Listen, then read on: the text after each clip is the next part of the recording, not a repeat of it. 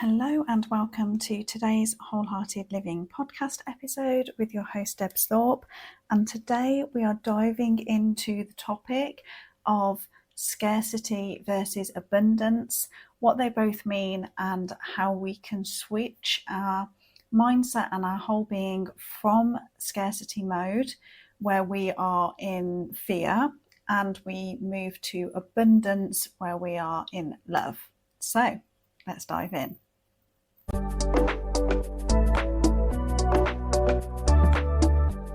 So today's episode, I wanted to touch on this concept of the scarcity versus abundance mindset, because no doubt you will have come across this a few times in a few different ways. And I just wanted to either introduce it as a concept to you if you've not come across it before, or just kind of act as a reminder if this is something that you have come across before. So it's very much linked with our nervous system and this concept that we are either in a state of fear or in a state of love when we are making certain decisions and think in certain ways. And so I wanted to just talk a little bit through this topic with you today so that you can see where you are on this scarcity and abundance concept, and also how you can shift from one to the other. So there's been quite a few times in my life when I've entered that real scarcity state, and by that I mean it tends to be when we are encountering some form of scarcity in our life, whether that be financial or work or relationships, people, there will be some trigger of fear within our system, which leads us to then act from a scarcity place. So if you've ever been in this place, you will recognize it as almost like the pressure. You feel that intensely. So suddenly everything feels like it's limited, like you have to somehow make something happen, or suddenly you're finding that you feel like you have to compete for limited resources in some way, or and this works across lots and lots of different areas of our life, right? Hence why this impact can be quite significant, because we can end up in a place where it's kind of driving our very primal fear-based instinct, rather than us operating from this higher consciousness where we're making more aligned decisions with what is true and authentic for us. So when we're in scarcity, everything can feel like it narrows down a little bit. So the pressure feels like it's applied. Everything our whole field of vision starts to narrow. And it's within this that we then start making decisions that are coming from a place of survival rather than thriving, which there are certain times in life where we need this. Okay, hence why everything that I'm introducing you to through this podcast and the way that I work with clients, it's never to try and get rid of or demonize like certain parts of ourselves. Okay, we need our very animalistic, very human survival part of us. Okay, we wouldn't be here without that. So we're not here to try and somehow ascend beyond that. There are times in life when you need that instinct. Okay, when you are in a true survival situation. However, that response can get triggered so easy in things where it's not a life or death situation. Now, I have been there at certain points in my life. There's a particular point I remember where a decision that wasn't aligned was made for my old business, and it went wrong very, very quickly. And so the financial pressure was huge. We were at the stage where basic bills couldn't be paid. I had debt collectors knocking on the door. For anyone who has had that experience, it's one of the most stressful experiences I've been through, of all of the stuff that then gets tied up with that, of the failure, the shame, the trying everything possible to make something work and it's just not working, and resorting on being, having to go with like begging bowls in hand to friends and family. So there's a lot of stress and pressure in that moment. Now, my body went into total survival, and in that moment it felt like a life and death situation. Now, it's not at the end of the day, right? I mean, what the irony of all of this is that there was so much fear in the lead up to the repercussions of not being able to pay things, and then the thing happens that you're most dreading, the debt collectors knocked on the door and stuff. And then you have a conversation and it's like, oh, okay, actually, the thing that we feared now, the thing that is the worst thing that could happen has happened, and we've survived it and we're okay. And from that moment onwards, because I could almost be released from the fear, because, I had to, God, this is going back years ago now, I had to sell my car, right, to pay for the outstanding debt. So, this by no means was an easy thing to go through. But once that had happened and it was like, okay, well, I'm still alive and I'm still here and I still have my partner and my family, and that's what matters, that freed me from the fear of the impending doom. And from that point onwards, then I could begin to access that higher level of thinking that enabled me to make the decisions that were more aligned, that got me back into that abundant place, right? So I actually recovered from that place financially far better. And so, there are times when it really genuinely feels very warranted that this scarcity mindset gets triggered, because everything in your physical world, maybe not even everything, just one part of your physical experience in this life at the moment is scarce, it's feeling scarce. And one of the harder things to do is to acknowledge that and still be able to tap into the fundamental abundance that's inexistent in the universe. And I really struggled with this concept in the beginning. And so I want to just give you some pointers that really helped me, because all I remember hearing from people is, well, just look around you. Everything is abundant. There's your evidence that the universe is abundant. And the thing is, I didn't see it that way in the beginning.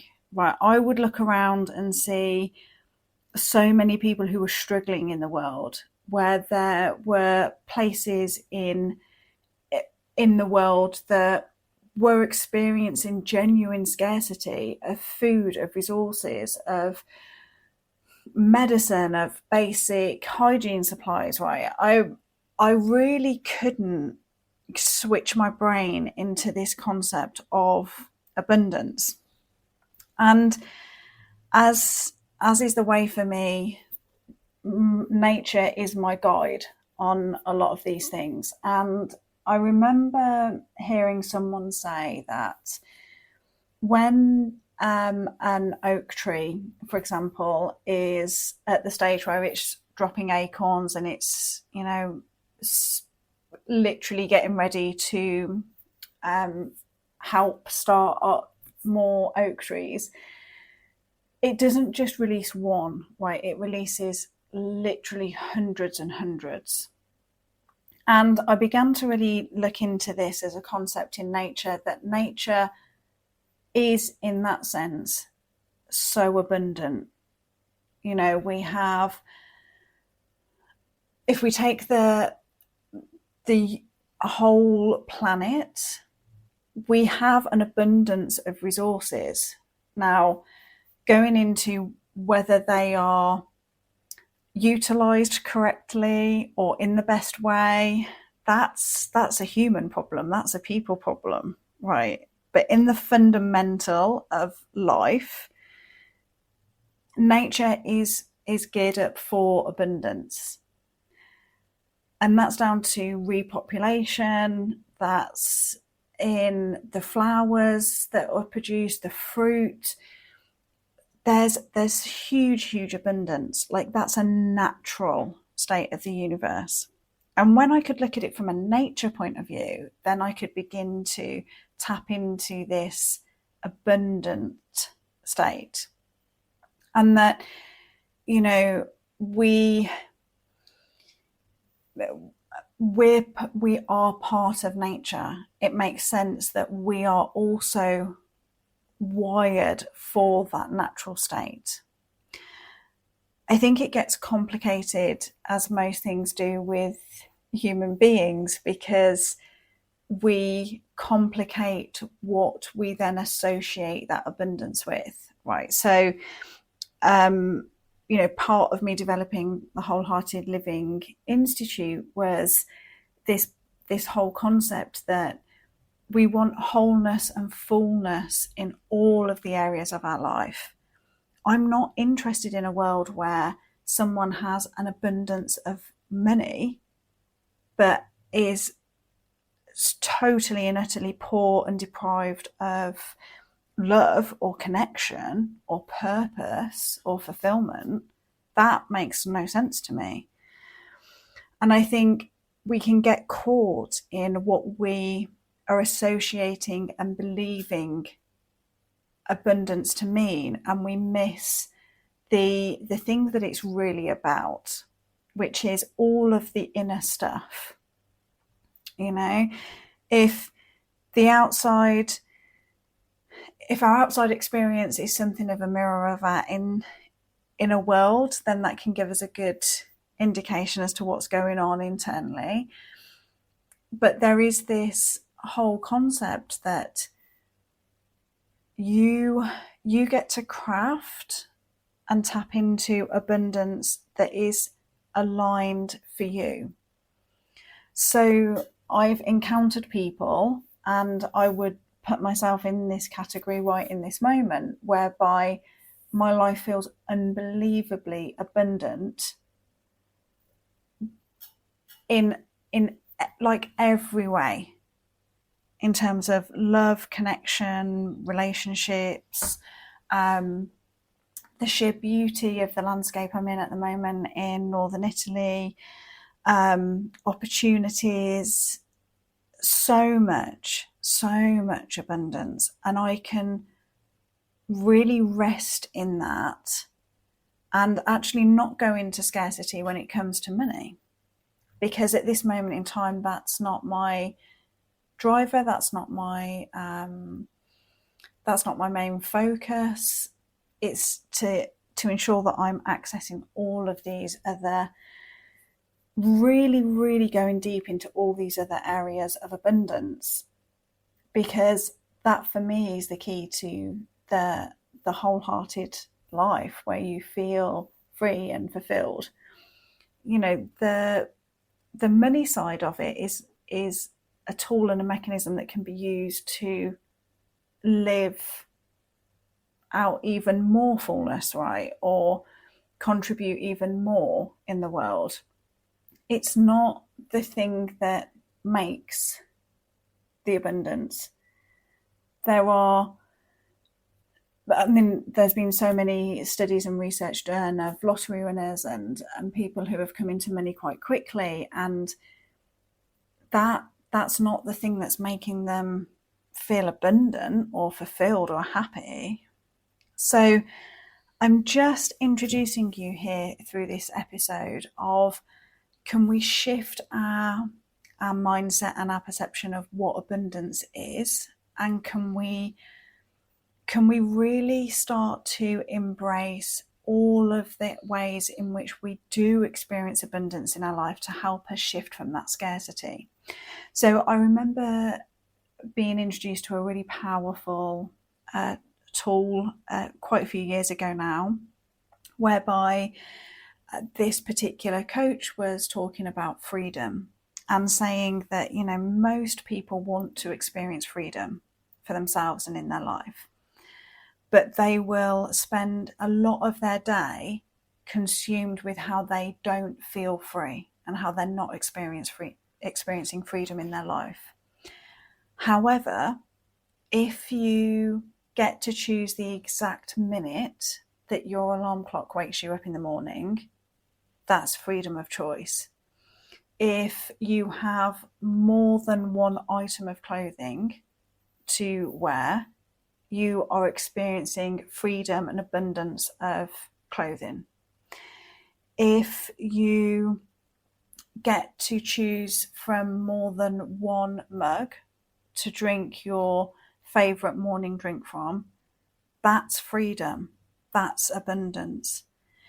And yet we very often will overlook a lot of these things because we're focused on the bigger meaning of freedom and abundance. But I had this conversation with a client the other day of, it's in the small things in life that if they suddenly weren't there anymore, we would feel them the most. And, this is coming from someone who, was beyond having no money at some point, and yet could really settle into what matters is the love and the relationships, and everything else can fall away, and that's okay, because what really matters is here and safe and important, and that there was like a refocus, I guess, in all of that. And what we want to do here is not have to rely on a near-death experience or a significant loss or a big life crisis to happen to make us really focus in and understand what's important in life. We want to be able to go through our day and be aware and actively choose that. And so there's my invitation for you today, is to become aware of where you might be experiencing scarcity in your life and what you can do to shift into a state of abundance. I focused on money a little bit in this episode because that tends to be where people experience a lot of scarcity. It also happens around love, right? If you believe there's only one person that is going to be your special person, and you can experience scarcity around that. So we might then look at love as being a frequency that is in existence across the whole entire universe, and we can tap into that at any point. And so if we can be in love, if we can be in that feeling, in that frequency, then it doesn't matter whether there's someone there with us or not experiencing that with us. And it also means that we are going to be naturally surrounded by people who are also on that frequency, right? So play around with this concept a little bit. See where you might be experiencing scarcity. Where can that be shifted to abundance? What is it that can help you to tap back into your higher self, that part of you that can make decisions from a thriving, what's best for you capacity rather than a survival situation. Because if you are in scarcity, making decisions from that place, generally speaking, just creates more scarcity. So we have to be able to tap into the higher self, the more aligned self, in order to find the way through to thriving in abundance. And also, just to invite you as you go through your day to become aware of abundance in your own life, in all of those little day-to-day things. The choice of drinks, of food, of cutlery, of clothes, of things to watch on TV, of where to walk, of become aware of your choices, and really truly you will have an abundance of them throughout your day.